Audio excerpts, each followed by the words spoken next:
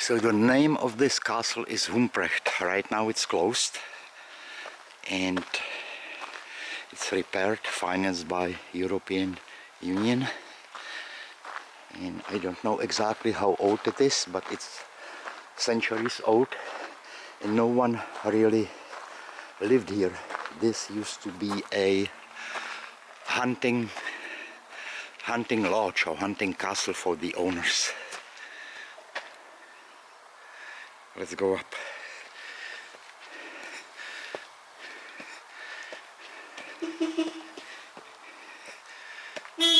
The honking you just heard, it's some guy letting me know that the castle is closed and I am not allowed to go there. Anyway, it's called Humprecht and it's a hunting castle which was built in 1666 and it's named after the owner. It's a unique building in the Czech Republic. It has the interiors of a Baroque hunting castle. And there is an interesting thing. Look up, you will see a Turkish crescent that was placed on the top of the castle in the 19th century as a reminder of one of the owners who was a major diplomat from the 30 Years' War in 17th century. So that's quite unusual because usually places like this have something different on the top, usually a cross.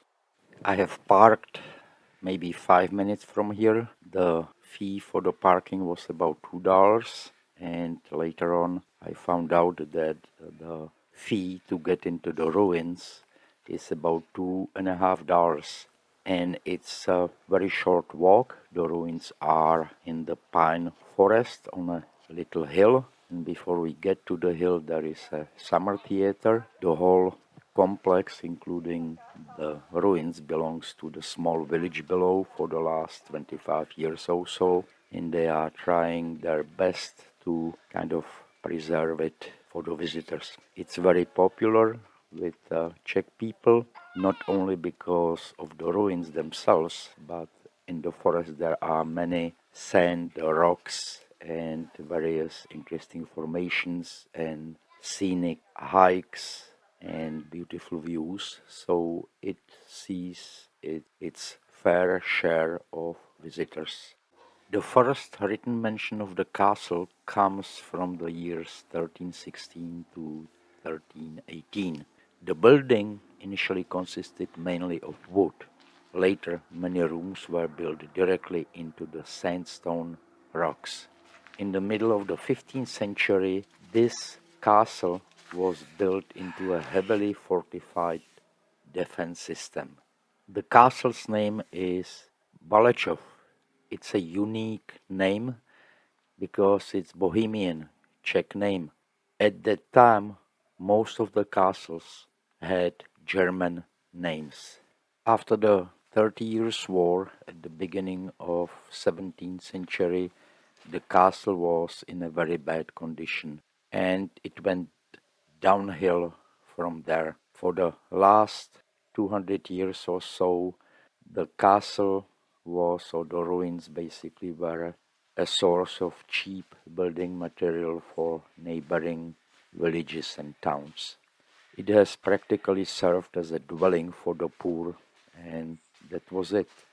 The last inhabitants of the rock flats in Valečov had to move out in 1892 by the order of the local government. The first repairs in modern history started in 1933, I believe, because a Czech tourist organization tried to reinforce the walls with the concrete so it would not fall down. And the guide service was established at that time also, and basically until the 70s there was a guide. At the entrance there is a little hut where they sell the tickets and they can sell you some drinks and refreshments and snacks, and that was basically it. You don't have any guide to guide you. You will get with the ticket a sheet of paper with a brief history. Then once you get in, on the ground floor there is some quote unquote little museum with some descriptions and with some old photographs, and that's about it.